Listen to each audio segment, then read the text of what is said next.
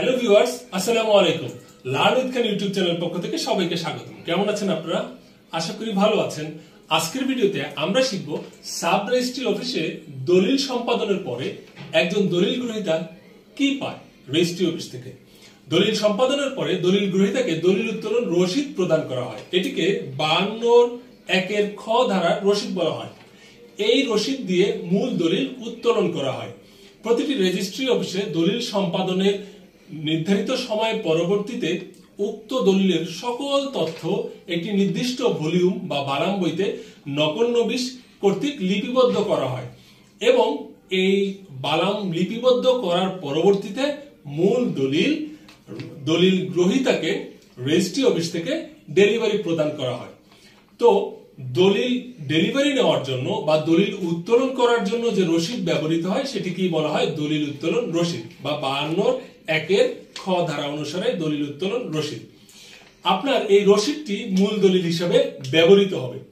Registry সম্পাদনের পরে দলিল উত্তোলন রসিদ যেমন পাওয়া যায়, ঠিক আরো একটি ডকুমেন্টস পাওয়া যায়, সেটি হচ্ছে সার্টিফাইড কপি, অর্থাৎ মূল দলিলের অবিকল নকল বা সার্টিফাইড কপি বা ট্রু কপি বলা হয়। এই অবিকল নকল একটি দলিলের একাধিক হতে পারে।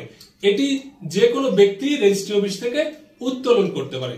শুধুমাত্র দলিল নাম্বার এবং দলিল সম্পাদনের তারিখ আর রেজিস্ট্রি অফিস এই তথ্যটুকু দিলে সংশ্লিষ্ট রেজিস্ট্রি অফিস থেকে যে কোনো নকল নবিশের মাধ্যমে দলিলের সার্টিফাইড কপি উত্তোলন করা সম্ভব। কিন্তু মূল দলিল উত্তোলন করতে গেলে অবশ্যই এই রসিদ থাকতে হবে। এই রসিদ ব্যতীত মূল দলিল উত্তোলন করা যাবে না।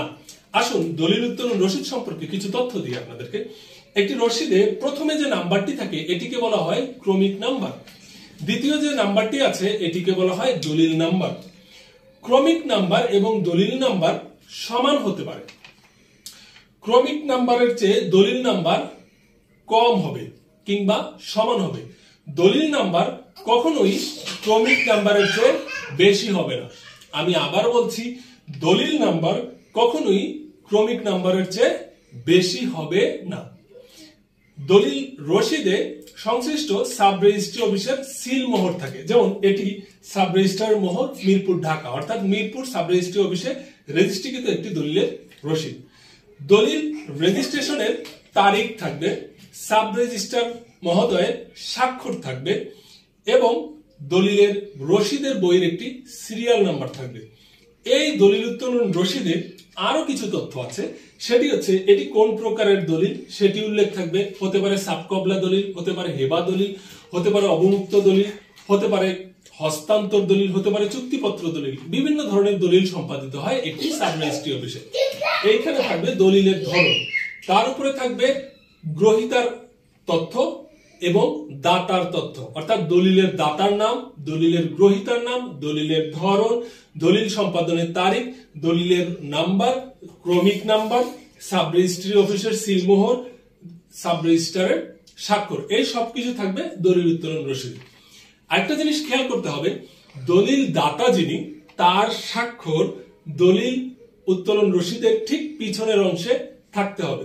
কারণ দলিল উত্তোলন করার সময় দলিল যিনি প্রদান করে রেজিস্ট্রি অফিস থেকে, তিনি এই স্বাক্ষরটি মিলিয়ে দেখেন মূল দলিলের সাথে। স্বাক্ষর সঠিক থাকা প্রয়োজন। স্বাক্ষরে গরমিল থাকলে আপনার রসিদ থাকা সত্ত্বেও মূল দলিল আপনাকে রেজিস্ট্রি